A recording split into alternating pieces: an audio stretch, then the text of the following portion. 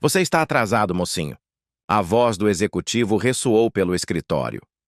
Para o jovem aspirante, aquelas palavras não foram apenas uma repreensão. Foram uma sentença de morte. O pânico tomou conta dele. Em sua mente, um pensamento o paralisou. Acabou. Minha carreira terminou antes mesmo de começar. Engolindo em seco, com o coração batendo na garganta, o jovem respondeu: Sinto muito, senhor. Parei para ajudar alguém na estrada. Aquele jovem era Clint Walker. E embora naquele dia sua carreira não tenha terminado, começou ali uma vida inteira de manter as aparências. Durante décadas, Clint Walker pareceu ser o herói cowboy perfeito, o rosto estoico e nobre da bem-sucedida série Cheyenne. Ele era o ideal americano, alto, forte e moralmente irrepreensível. Mas essa era a imagem pública. Agora, o silêncio foi quebrado. Sua filha Valérie finalmente decidiu falar, revelando a dolorosa realidade vivida por trás das portas fechadas. Em uma confissão que abala os alicerces do mito de Hollywood, Valérie expôs a sombria verdade sobre seu pai. Uma batalha devastadora contra o alcoolismo, os apagões mentais que o deixavam perdido e as noites de terror em que ele desaparecia por dias a fio sem deixar rastro. Houve internações em hospitais que o público nunca soube. Ligações à beira do abismo que quase puseram fim a tudo. Valérie viveu com o medo constante de não saber se seu pai voltaria para casa vivo naquela noite. O que ela compartilha agora não é apenas uma tragédia familiar. É a chave que explica por que Hollywood lutou com tanto fervor para manter esses segredos enterrados. Para entender o homem, é preciso olhar muito antes das luzes de Hollywood. Ele não nasceu Clint Walker. Nasceu Norman Eugene Walker em 30 de maio de 1927, em Hartford, Illinois. Sua mãe, Gladys, era uma imigrante tcheca que havia se separado do marido apenas 8 meses após o casamento. Ela deu à luz gêmeos, Clint e sua irmã Lucy, em uma pequena cidade que já estava sendo esmagada pela sombra da Grande Depressão. O lar desfeito tornou a sobrevivência ainda mais difícil. Gladys mudava-se constantemente de um lugar para outro, aceitando qualquer trabalho que pudesse encontrar, apenas para colocar comida na mesa. Foi nessa pobreza que o jovem Clint aprendeu a primeira e mais dura lição da vida. A vida não espera você crescer. Suas raízes Cherokee lhe davam um senso de orgulho, uma conexão com a terra, mas não pagavam as contas. Aos 10 anos, a escola tornou-se um luxo que ele não podia bancar. Ele deixou os livros e começou a trabalhar. Sua infância não foi uma infância, foi um aprendizado de resistência. Trabalhou em fábricas barulhentas e gordurosas e cumpriu turnos exaustivos nos barcos do rio Mississippi. Ele crescia rápido. Seu corpo se fortalecia não por esporte, mas por necessidade. Aos 16 anos, já havia sido operário, barqueiro, trabalhador de parque de diversões e até caddy de golfe. Seus músculos não vinham de uma academia, vinham do trabalho duro e real. Ele media 1,98 metros, 6 pés, 6 polegadas, quando mal tinha idade para se barbear. O mundo estava em chamas. No final de 1944, aos 17 anos e com a Segunda Guerra Mundial em seu auge, ele se juntou à Marinha Mercante dos Estados Unidos. A guerra ainda rugia. Submarinos alemães espreitavam nas rotas de suprimentos no Atlântico, caçando navios como o dele. Mas Clint se alistou mesmo assim. Ele não viu combate direto no fronte, mas navegou em comboios perigosos por zonas inimigas e oceanos tempestuosos. Ele viu o fim da guerra em 1945 e voltou para casa, não como um menino, mas como um homem forjado no perigo. Isso não tornou sua vida mais fácil, apenas o tornou mais resistente. Depois de deixar o serviço em 1946, a busca por trabalho o levou a Brownwood, Texas. Lá, ele aceitou um trabalho brutal em uma fundição, soldando peças de avião.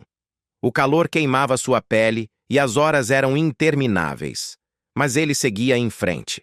O pagamento era miserável, apenas alguns centavos. mas ele economizava tudo o que podia. Suas mãos estavam cobertas de cicatrizes das faíscas. Ele nunca reclamou, apenas trabalhou. Em 1947, ele mirou o oeste, rumando para Long Beach, Califórnia, em busca de algo melhor.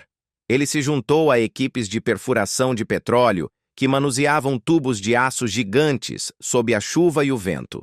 O dinheiro era melhor, sim, mas o perigo era muito pior. Ele viu homens serem esmagados ou queimados. Clint manteve a boca fechada, chegava na hora e economizava cada dólar.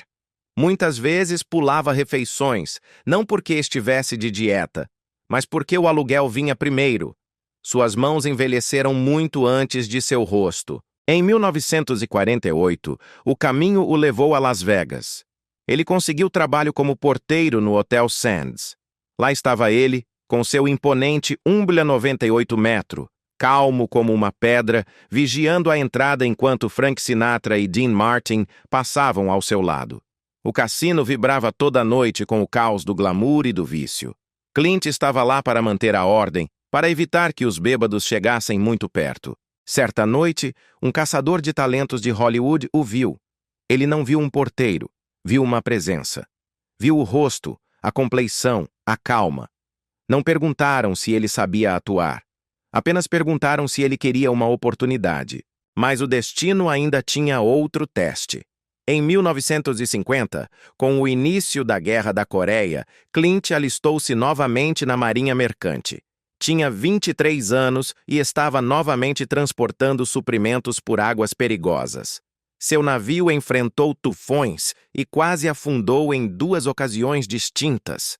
Uma tempestade na costa da Coreia quase os arrastou para o fundo do oceano completamente. Naquela noite, algo mudou nele. Enquanto lutava contra o mar agitado, começou a pensar no que realmente importava, no que viria a seguir, se sobrevivesse. Quando finalmente voltou para casa, estava pronto para deixar o perigo para trás. Em 1954, o agente de talentos Henry Wilson o encontrou. Wilson era o mesmo homem que havia descoberto Rock Hudson. Ele gostava de homens grandes com rostos prontos para a câmera, e Clint tinha as duas coisas. Levou-o para um teste de tela, entregou-lhe um roteiro de faroeste e pediu que lesse.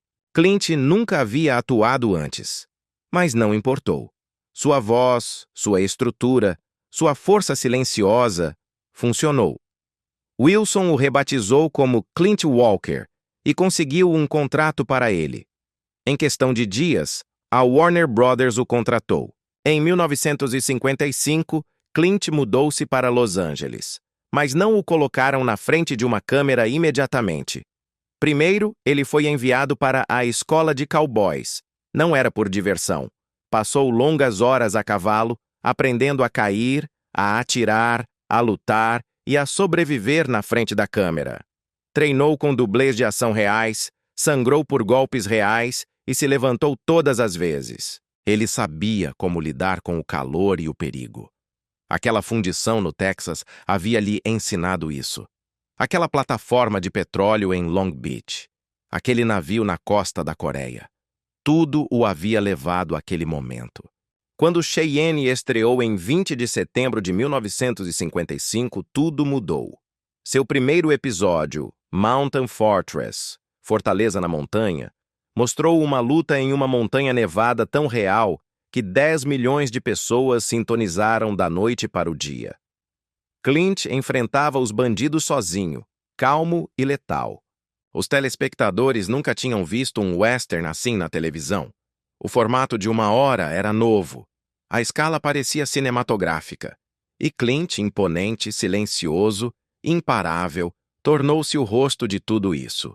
O mito havia nascido, e com ele, a pressão de esconder o homem real que estava por trás. A série Cheyenne não apenas tomava histórias do Velho Oeste. A série bebia diretamente da vida real de seu protagonista.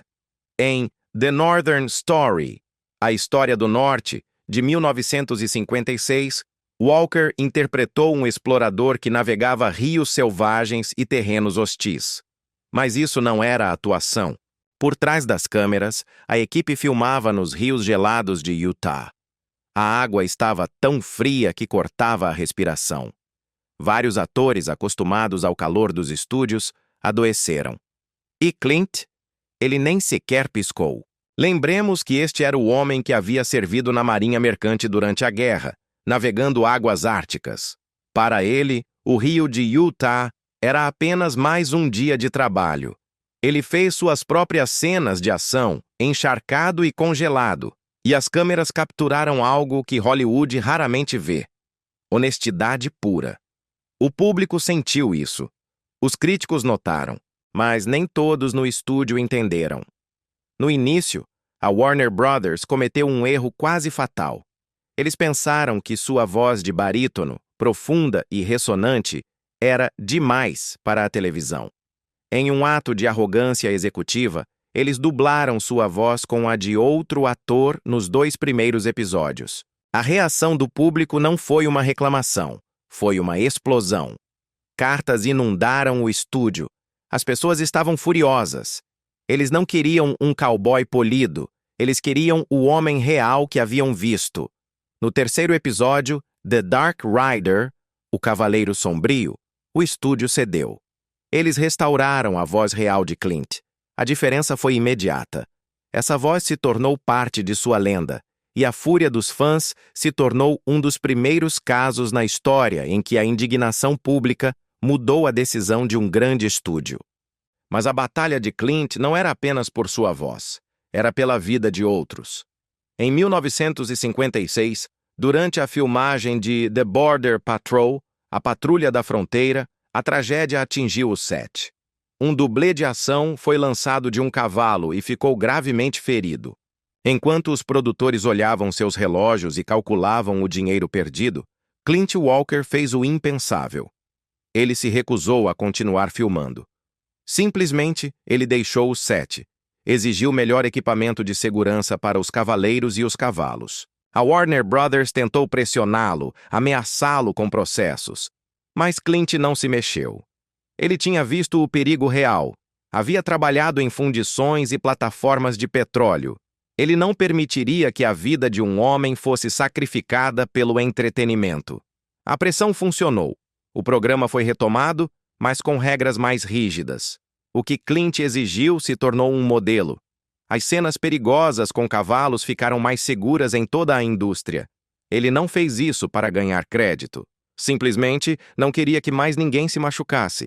Naquele mesmo ano, o programa tornou-se parte do novo formato de roda da Warner Brothers, rodando com outras séries como Maverick.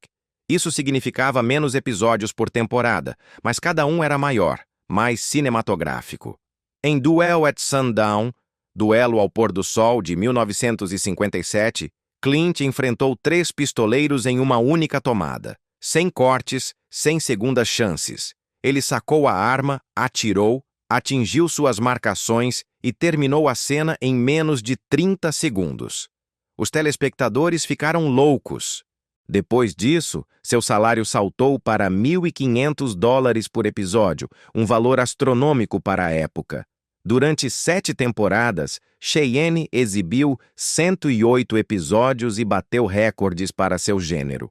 Clint Walker havia passado de um menino pobre em Illinois a um marinheiro curtido pela guerra, a um trabalhador de fundição com as mãos queimadas, para se tornar o rosto imponente da fronteira americana. Clint Walker nunca precisou de um dublê para fazer o perigo parecer real. O perigo era real. Em The Long Rope, A Corda Longa, exibido em 26 de setembro de 1960, a produção estava sendo filmada no deserto do Arizona. O calor não era brutal. Era um inferno na terra. O enredo exigia que ele controlasse uma debandada de 200 cabeças de gado. Sem truques de câmera, sem dublês. Durante horas, Clint, o homem, não o ator, lutou sob o sol escaldante, controlando as feras. O esforço foi tão extremo que ele desmaiou de exaustão, mas não antes que as câmeras capturassem a cena. Os telespectadores podiam sentir o suor, ver a poeira, e acreditaram em cada segundo porque não era falso. Aquele único episódio empurrou Cheyenne para o top 10 da ABC e o manteve lá. Não se tratava apenas de ação, tratava-se de verdade. Essa verdade custou a Walker uma ida ao médico, mas fez história na televisão. 2 anos depois, em 1962, na preparação para o final de War Wagon, A Carroça de Guerra, a intensidade não diminuiu.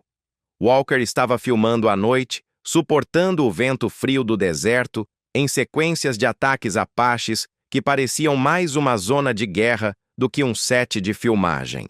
Durante uma cena, seu cavalo empinou e o jogou violentamente contra o chão. O impacto lhe quebrou uma costela. Em vez de parar a produção e custar milhares de dólares, Clint se levantou, cerrou os dentes contra a dor e continuou filmando. Aquele ferimento real se infiltrou em sua atuação, dando ao episódio uma intensidade crua e desesperada que os fãs nunca esqueceram. Isso ajudou a manter as classificações nas alturas até o final do programa. Esta era uma série onde até as lesões serviam à história. Nem tudo era físico. Cheyenne também tinha consciência. Gold Hill, Colina de Ouro, de 1959, foi menos sobre ossos quebrados e mais sobre sistemas quebrados. O Cheyenne de Walker não apenas lutava contra vilões. Aqui, ele descobriu um golpe de mineração corrupto que refletia as greves e disputas trabalhistas reais que estavam devastando o Texas na época.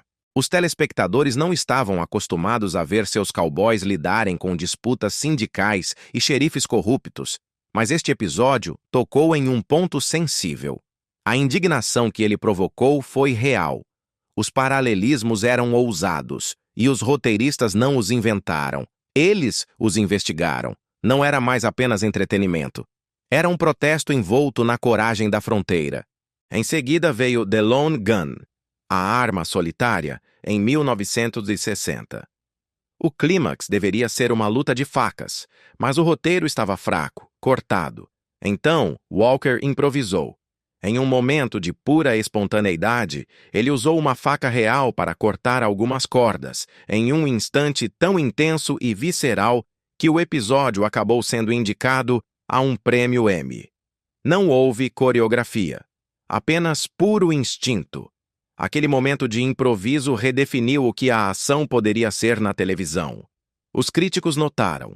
O público não parava de falar. Aquela corda não foi apenas cortada, foi um símbolo da ruptura das convenções televisivas. Em 1961, Clint Walker cruzou o universo de Gunsmoke para o episódio The Man from Bodie, O Homem de Bode. Não foi apenas um cruzamento de personagens, foram 80 quilômetros, 50 milhas, de cavalgada real pelo deserto do Novo México, exatamente como exigia o roteiro. Sem telas verdes, sem atalhos. Aquele compromisso singular com a autenticidade transformou o episódio em um ponto de virada. As classificações dispararam para ambas as séries. Demonstrou que Cheyenne não estava apenas surfando na onda do western, estava liderando-a. E Clint Walker não era apenas um ator. Era uma lenda em movimento. Ele levou essa mesma intensidade para a tela grande. Em 1958, Fort Dobbs deu a Walker uma chance de $500 mil para alcançar o estrelato cinematográfico.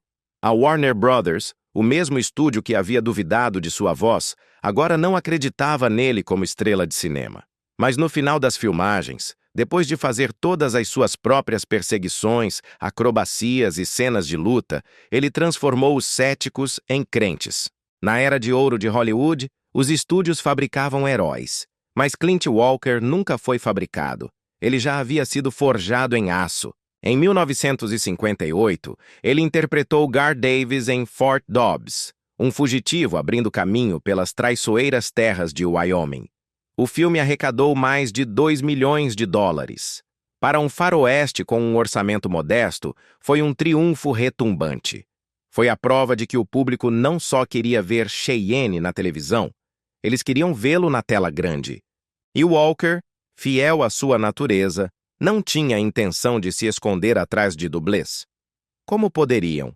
Com sua imponente estrutura de 1,98 metro, 6 pés e 6 polegadas, e uma dureza forjada na vida real, em fundições e em navios mercantes de guerra, qualquer dublê teria sido uma farsa evidente.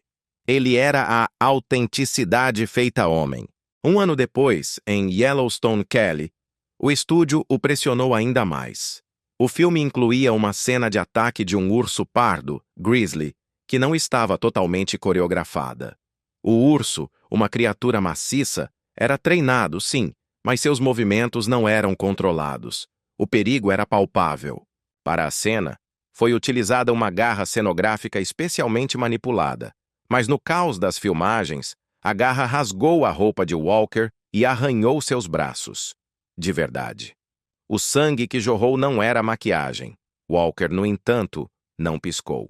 O diretor, Gordon Douglas, queria que a cena parecesse uma questão de vida ou morte. E Walker garantiu que assim fosse. O realismo foi tão intenso que até mesmo a equipe de filmagem começou a se preocupar genuinamente com a segurança de sua estrela. Mas a câmera continuou filmando. Como disse uma testemunha, aquilo não era atuação. Aquilo era pura sobrevivência. Mas muito antes de lutar contra ursos, houve um momento de silêncio que mudou tudo. Em 1956, Walker era um rosto anônimo no set da epopeia Os 10 Mandamentos. Ninguém o notou naquele mar de 15 mil figurantes. Ninguém, exceto o lendário diretor Cecil B. DeMille. O diretor o viu durante um treino na praia, impressionado com seu físico, e lhe ofereceu um pequeno papel sem diálogo como guarda-sardo. Foi um momento fugaz. Walker, imponente e silencioso, de pé ao lado da estrela Charlton Heston. Mas aquele único momento, aquela única aparição, foi o suficiente. Os executivos da Warner Brothers o viram. Viram algo que não podia ser fabricado. Eles agiram rápido. Aquela única aparição em um filme colossal se transformou em Cheyenne. Aquela pequena cena sem palavras se tornou a plataforma de lançamento de uma das maiores estrelas da televisão. Em 1966, a noite do Grizzly levou as coisas a outro nível, um quase insano. Isso não era mais um simples arranhão. Isso não era um dublê lutando contra um homem disfarçado de urso. Era Clint Walker, pessoalmente, lutando corpo a corpo com um urso treinado de 600 libras, 272 quilos, dentro do set de uma cabana congelada em Idaho. A cena exigiu 12 tomadas exaustivas e perigosas. No final, Walker tinha marcas de garras reais em seu corpo como lembrança. Cada segundo daquela filmagem pareceu perigoso porque, simplesmente, era. Aquela noite de filmagem, aquele urso e aquelas cicatrizes transformaram um filme de baixo orçamento em um clássico cult. Não foi perfeito. Foi algo muito melhor. Foi real. O perigo parecia persegui-lo. Em 1967, Walker se juntou ao elenco de estrelas de Os 12 Condenados, The Dirty Dozen. Ele interpretou um sargento calejado pela batalha. Mas durante as filmagens na Inglaterra, uma granada cenográfica explodiu por engano. A explosão chamuscou suas sobrancelhas e espalhou o pânico na equipe. As filmagens foram interrompidas para um check-up médico de emergência. Mas Walker, coberto de fuligem e com o rosto queimado, insistiu em terminar a cena. O filme arrecadou 12 milhões de dólares e se tornou um dos maiores filmes de guerra da década. Mas por trás desses números de bilheteria, havia um homem que não recuou nem mesmo quando o fogo explodiu em seu rosto. E então chegou o dia em que a realidade superou qualquer roteiro de Hollywood. Em 24 de maio de 1971, Clint Walker estava esquiando em uma encosta íngreme na Mammoth Mountain quando tudo deu terrivelmente errado. Ele perdeu o controle e caiu rolando 400 pés, 120 metros, pela encosta congelada. Na queda, um de seus bastões de esqui fincou na neve com a ponta para cima. E enquanto seu corpo batia contra ele, o bastão afundou 5 polegadas, quase 13 centímetros, em seu peito. Atravessou a carne e perfurou o saco que envolve o coração. Isso desencadeou uma condição mortal chamada tamponamento cardíaco, onde a pressão arterial colapsa enquanto o coração é esmagado por dentro pelo próprio sangue. Ele conseguiu gritar uma vez antes que o mundo desaparecesse. Quando a patrulha de esqui o colocou em um trenó de resgate, seu corpo já estava ficando azul. Ele foi levado às pressas para um pequeno hospital em Bishop, a 45 milhas de distância. Lá, os médicos não conseguiram encontrar pulso ou pressão arterial. Ele foi declarado morto. Então, algo estranho aconteceu. Outro médico, ao passar pelo quarto, notou um movimento minúsculo e quase imperceptível em seu peito. Um suspiro, uma respiração. Foi o suficiente. Eles o levaram correndo para o porão. Não havia sala de cirurgia. Não havia anestesia. Mal havia equipamento. Eles o abriram no local. Durante as 2 horas e meia seguintes, o Dr. David Sheldon e o Dr. George Brown trabalharam com as próprias mãos dentro do peito aberto de Walker para remover o sangue coagulado e reiniciar seu coração. Eles nem tinham certeza se conseguiriam salvá-lo. Ele esteve clinicamente morto por minutos. Mas seu peito enorme e sua força física rara, a mesma que ele havia usado contra ursos e em plataformas de petróleo, deram-lhe uma última chance de lutar. Eles massagearam o coração até que ele voltasse a bater. Clint disse mais tarde que não estava dentro de seu corpo durante esse tempo. Ele flutuava acima, observando tudo. Viu os cirurgiões. Sentiu-se em paz, alerta, mais vivo do que nunca. Não havia medo, apenas calma. Sentiu que sabia coisas que sempre estiveram ocultas. E então ele sentiu um puxão, não de dor, mas de propósito. Algo inacabado, algo que o chamava de volta. E ele voltou. 8 dias depois, Clint Walker saiu daquele hospital por conta própria. Ele não estava apenas vivo, ele não tinha danos cerebrais. Ele deu entrada no centro médico da UCLA por mais 3 dias e então foi para casa. 2 meses depois, ele estava de volta a um set de filmagem, montando cavalos e fazendo cenas de ação para Baker's Hawk. A cicatriz em seu peito tinha 20 pontos. Os médicos disseram que a sobrevivência a esse tipo de lesão, naquele local e naquelas circunstâncias, era algo quase inédito. Eles o chamaram de milagre médico. Fãs de todo o mundo lhe escreveram cartas agradecendo por compartilhar sua história de fé. Ele lhes disse que foram a fé e a gratidão que lhe deram a força para voltar. Mas esse tipo de dor não desaparece completamente. Clint já havia vivido muito até então. Na década de 1960, ele havia sido o cowboy estoico em Cheyenne. Mas fora das câmeras, ele estava se consumindo. Fumava 2 maços de cigarros por dia apenas para lidar com as filmagens de 16 horas. Isso destruiu seus pulmões e sua voz. Ele tinha que fazer pausas apenas para respirar. A abstinência o deixava ansioso e trêmulo. Finalmente, ele parou. E essa decisão, segundo ele acreditava, foi o que o ajudou a sobreviver ao acidente anos depois. Mas parar de fumar não foi sua única batalha. A luta mais difícil estava apenas começando. Quando Cheyenne terminou em 1963, as luzes do set se apagaram, mas uma escuridão diferente começou a se infiltrar na vida de Clint Walker. A depressão se instalou. O homem que havia sido o herói moral de milhões sentia-se agora preso, congelado no tempo como o cowboy que não era mais. Nada mais. A fama, que prometia preencher tudo, provou ser um eco vazio. Não consertou o vazio. Houve um momento em que ele pensou seriamente em deixar Hollywood para sempre, desaparecer, comprar um rancho em Montana e viver em silêncio, longe do escrutínio e das expectativas. Ele sonhava com uma vida tranquila, mas a indústria continuava a puxá-lo, mesmo quando ele não a desejava mais. Em cartas particulares e nas raras entrevistas em que baixava a guarda, ele admitiu que o álcool se tornou outra muleta, um refúgio temporário contra a pressão. Os shows em Las Vegas, em particular, eram difíceis. Ele bebia uísque todas as noites. A cidade do pecado, As tentações constantes, a solidão profunda de estar cercado por pessoas que só viam o personagem de televisão, tudo atingia com força. Sua filha Valerie, anos depois, falaria sobre como a bebida afetou a família. Como o homem que era um carvalho por fora estava lentamente se quebrando por dentro. Em meados dos anos 70, ele começou a se concentrar novamente na recuperação. Ele não queria viver como uma casca vazia do homem que as pessoas viam na tela. Mas a bebida não era a única sombra. Havia demônios mais sombrios no fundo, inerentes à maquinaria de Hollywood. Os bastidores obscuros da indústria não eram apenas um boato. O infame sofá do elenco era real. O agente Henry Wilson, o mesmo homem que o descobriu e o rebatizou, era conhecido por seus métodos.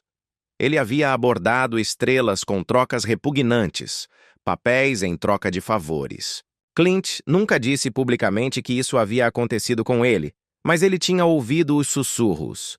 Conhecia a reputação da agência de Wilson, seu alcance, sua história sombria com atores como Tab Hunter e Rock Hudson. Tudo aquilo deixava Clint profundamente desconfortável. Ter sido porteiro no Hotel Sands significava ter estado no epicentro de tudo aquilo, vendo os acordos e as sombras muito antes de se tornar famoso. Ele sempre manteve a guarda alta. Após o acidente quase fatal de 1971, essa paranoia se aprofundou. Ele começou a fazer terapia. Disse em confiança que não conseguia se livrar da sensação de que algo em Hollywood estava sempre observando, sempre esperando o momento de usá-lo e descartá-lo. O acidente pode ter aberto seu coração, como ele disse, mas também abriu uma ferida que nunca fechou completamente. Ele se concentrou obsessivamente na saúde, em manter sua mente e seu corpo limpos. Mas aquele roçar com a morte o fez encarar tudo de maneira diferente. A vida, as pessoas, a fama. Clint Walker não era apenas um cowboy na tela. Ele era, literalmente, um homem que foi declarado morto, aberto sem anestesia no porão de um hospital, trazido de volta à vida pelas mãos de um médico e que voltou a trabalhar como se nada tivesse acontecido. Mas algo fundamental havia acontecido. E embora raramente falasse sobre o peso daquilo, era possível ver na forma como ele viveu depois. Mais calado, mais lento, forte, sem dúvida, mas mudado para sempre. Para entender o homem que quase morreu, devemos olhar para o homem que mal começava a viver. Clint Walker tinha 21 anos quando se casou com Vera Garver em 5 de setembro de 1948, em Illinois. Não foi o casamento ostentoso e cheio de glamour que as pessoas associam às estrelas de Hollywood. Aconteceu em silêncio, longe das luzes de Las Vegas, onde ele trabalharia mais tarde. Ele ainda não era famoso. Naquela época, ele era apenas um homem alto e impressionante, cheio de histórias da marinha mercante e com um emprego de porteiro, tentando decifrar a vida após a guerra. Vera tinha a mesma idade, nascida em 16 de abril de 1927. Ela vinha de uma família modesta e muito unida de Illinois, com 3 irmãs. Seus familiares estavam nervosos com a rapidez do romance. Mas Clint, o sobrevivente, tinha uma maneira de contar histórias sobre o mar, as tempestades e a resistência que atraiu Vera. Eles se casaram rapidamente, não por causa de um escândalo, mas simplesmente porque ambos sentiram que era a coisa certa a fazer. Sua filha, Valerie Jean Walker, nasceu em 15 de maio de 1950. Naquela época, Clint havia começado a procurar trabalho como ator, saltando entre empregos precários. Tudo mudou drasticamente em 1955, quando ele conseguiu o papel principal em Cheyenne. E assim, de um dia para o outro, seu mundo virou de cabeça para baixo. Clint ia para longas filmagens, muitas vezes em locais remotos em Utah ou Arizona. Em vez de deixar Valerie para trás, eles a mantiveram por perto. Em 1957, durante as filmagens externas, Clint a educou em casa ele mesmo. Isso era extremamente raro naquela época. A maioria das famílias de Hollywood deixava seus filhos em Los Angeles, permitindo que as escolas cuidassem disso. Mas Clint não queria que sua filha ficasse presa ao brilho das câmeras ou às falsas salas de aula dos estúdios. Ele a queria com os pés no chão, queria que ela fosse protegida da ilusão. Essa proteção forjou um caráter único. Quando Valerie chegou à adolescência, demonstrou uma independência silenciosa. Ela não estava interessada nos holofotes ou em festas. Estava mais focada em aviões. Clint a apoiou sem hesitar. Em 1966, com apenas 16 anos, Valerie começou a ter aulas de voo. Isso não era comum. A maioria das garotas da época nem sequer era encorajada a dirigir com câmbio manual, muito menos a pilotar sozinha. Mas Clint pagou por tudo. Em 1968, Valerie voou sozinha pela primeira vez em um Cessna 150. Ela tinha 18 anos, recém-saída do ensino médio, e já estava acumulando horas de voo. Ela aceitou trabalhos de pulverização de plantações para pagar suas despesas, somando mais de 100 horas em seu primeiro ano. Naquele mesmo ano, seus pais se divorciaram em silêncio. O divórcio de 1968 não ganhou manchetes. Não houve escândalos, nem batalhas judiciais, nem entrevistas reveladoras. Foi simplesmente um lento distanciamento. As longas filmagens de Clint e a crescente fama haviam criado uma distância silenciosa que o tempo não pôde reparar. Vera, mostrando a mesma independência de sua filha, recusou a pensão alimentícia. Ela se sustentou sozinha. Clint permaneceu comprometido com Valerie. Seu casamento terminou após 20 anos, mas o respeito mútuo permaneceu intacto. E Valerie continuou a progredir. No início dos anos 70, ela já estava ensinando outras pessoas a voar. Mais de 50 alunos se formaram sob sua orientação. Em seguida, entre 1972 e 1975, Valerie se juntou à Unidade de Patrulha Aérea do Departamento de Polícia de Los Angeles, LAPD, pilotando helicópteros sobre a selva de concreto. Ela não era apenas uma piloto. Era uma das primeiras mulheres a fazer esse tipo de trabalho policial de alto risco. O trabalho não era fácil. Ela voava baixo, rastreava suspeitos e desviava da hostilidade de alguns oficiais masculinos que não a queriam ali. Mas ela conquistou o respeito deles a cada missão. Centenas de horas registradas, dezenas de vidas ajudadas. O legado da determinação de Walker não estava na tela, estava no céu, sobre Los Angeles. E então veio a África. A coragem da família Walker não se limitou aos sets de filmagem de Hollywood. Enquanto Clint Walker lutava contra os demônios de seu passado, sua filha, Valerie, estava forjando sua própria lenda nos céus mais implacáveis do mundo. Em 1974, Valerie aceitou um trabalho que poucos homens ousariam: piloto de aviões de pequeno porte em Botsuana e na África do Sul. Este não era um trabalho de glamour.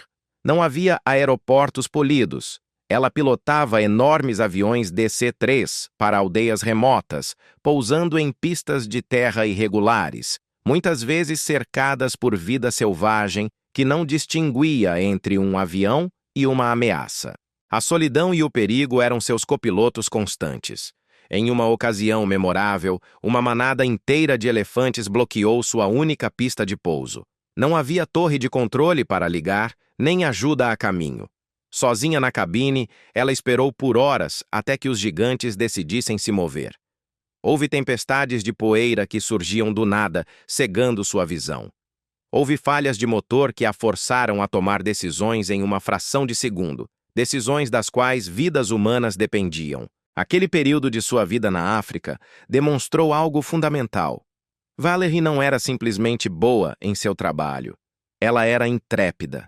Era uma sobrevivente, assim como seu pai. Seu retorno aos Estados Unidos marcou o início de outra batalha. Desta vez não contra a natureza, mas contra o sistema. Em 8 de março de 1976, Valerie Walker fez história.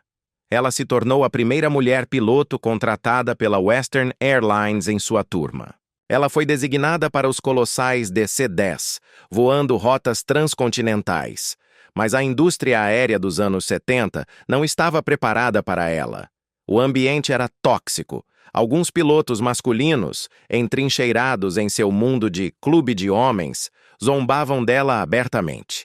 Eles a testavam constantemente, tentando quebrar sua confiança com manobras sutis e comentários cruéis. Mas Valerie, filha de Clint Walker, não se curvou. Ela não discutiu, não reclamou. Ela simplesmente pilotou. Seu profissionalismo, sua inegável habilidade e sua calma absoluta sob pressão forçaram o sistema a reconhecê-la. Ela não estava procurando fazer história, ela só queria voar. Quando ela finalmente se aposentou da Delta Air Lines, que havia absorvido a Western em 2005, seu diário de bordo era um testemunho de seu triunfo. Ela tinha mais de 20.000 horas de voo. Ela pilotou os Boeing 727, 737, 757 e 767. Ela viu a indústria mudar ao seu redor, em parte, graças a ela. A aposentadoria não significou descanso. Após os ataques terroristas de 11 de setembro, ela viu uma nova vulnerabilidade na indústria que amava. Ela criou programas de autodefesa para tripulações de voo chamados Unfalling. Era uma mistura de artes marciais e táticas de aviação. Valerie treinou mais de 1.000 membros da tripulação. Mais uma vez, ela não pediu atenção. Ela viu um problema e, em silêncio, o resolveu. Em uma entrevista reveladora em 2025, aos 75 anos, Valerie finalmente ligou os pontos de sua própria vida com a tragédia que quase destruiu seu pai. Ela falou sobre a influência indelével do terrível acidente de Clint em 1971, o bastão de esqui que atravessou seu coração, as 2 horas em que ele foi declarado morto até que um médico notou um leve sinal de vida. Clint havia confessado a Valerie a experiência extracorpórea que teve durante aquela provação, algo que o deixou abalado por anos. Aquele roçar com a morte o mudou, e também a mudou. Ela confessou que desenvolveu simulações de voo de emergência baseadas nessas conversas, aplicando o que seu pai havia vivido no limiar da morte para manter outros vivos no céu. O trauma de seu pai se tornou sua ferramenta de sobrevivência. A jornada de Clint, no entanto, nunca foi fácil. Enquanto Valerie conquistava os céus, ele lutava em terra. Ao longo da década de 1960, o álcool se tornou um problema sério. Após longos dias de filmagem, sendo o herói perfeito, ele recorria ao uísque para anestesiar a pressão. Às vezes, ele simplesmente desaparecia por dias. Valerie se lembraria mais tarde do pavor de esperar que ele voltasse para casa, sem saber em que estado o encontraria. Houve apagões, situações de risco e um acidente de carro quase fatal em 1967, que terminou com uma internação no hospital. Amigos e família intervieram em silêncio. Surpreendentemente, nada disso jamais chegou aos jornais. O mito de Cheyenne estava protegido. Clint sempre comparecia ao trabalho, mas o preço que pagava em particular se acumulava. Ele também fumava muito, quase 2 maços por dia durante os anos 50 e 60. Os produtores não sabiam. Ele manteve isso em segredo, aterrorizado de que, se fosse descoberto, acabaria com sua carreira de herói saudável. Não foi até a década de 1980 que um susto pulmonar o forçou a parar para sempre. Foi então que ele começou a falar abertamente sobre isso, alertando outros a não cometerem os mesmos erros. Antes de Cheyenne, houve outra luta. No início da década de 1950, Clint foi descoberto por Henry Wilson, o mesmo agente predador de Hollywood que lançou Rock Hudson e Tab Hunter. Wilson deu a Clint o nome de Jet Norman e tentou moldá-lo como um galã pré-fabricado. Clint odiou isso. Ele não gostava que manipulassem sua imagem. Sentiu-se usado, parte de um sistema que se aproveitava de atores jovens e vulneráveis. Ele cortou os laços com Wilson rapidamente, mas a vergonha e a desconfiança perduraram. Valerie diria mais tarde que seu pai nunca se livrou totalmente da sensação de ser um peão no jogo de outra pessoa. Seu segundo casamento veio em 1974. Clint conheceu Giselle Hennessy, conhecida como She, e se casou com ela apenas algumas semanas depois, em 26 de maio. Eles ficaram juntos por 20 anos. Ela não pertencia ao mundo do showbiz. Ela gostava da vida tranquila, apoiava a carreira dele e ficava longe dos holofotes. Sua morte por câncer em 1º de janeiro de 1994 atingiu Clint com uma força devastadora. She tinha 65 anos. Ele desapareceu da vida pública por meses, lamentando sua perda em particular. O carvalho havia se partido. Em 1997, Clint se casou novamente. Susan Cavallari se tornou sua companheira final. Eles se casaram em 7 de março, em Grass Valley, Califórnia. Clint foi completamente aberto com ela. Durante as caminhadas em sua lua de mel, ele lhe contou a história completa de seu acidente de 1971, mostrou-lhe as cicatrizes e confessou o que aquilo havia feito com ele. Susan o ajudou a superar doenças crônicas, a velhice e os dias mais tranquilos, quando a fama havia desaparecido. Ela nunca se afastou do seu lado. Clint Walker morreu em 21 de maio de 2018, aos 90 anos. A causa oficial foi insuficiência cardíaca congestiva. Sua filha, Valerie, a piloto que havia enfrentado suas próprias tempestades, disse à Associated Press as palavras que resumiram sua vida. Morreu como viveu, com coragem. Ao longo de sua vida, Clint apareceu em mais de 50 filmes de faroeste. Cheyenne foi exibido de 1955 a 1962 e definiu sua imagem para sempre. Ele foi homenageado postumamente no Festival de Cinema Western de 2025. Seu nome continua gravado na Calçada da Fama de Hollywood, um monumento a um herói da televisão cujo maior ato de bravura foi, talvez, a luta silenciosa que travou para sobreviver quando as câmeras paravam de rodar. Paravam de rodar. Paravam de rodar. Paravam de rodar. Paravam de rodar. Paravam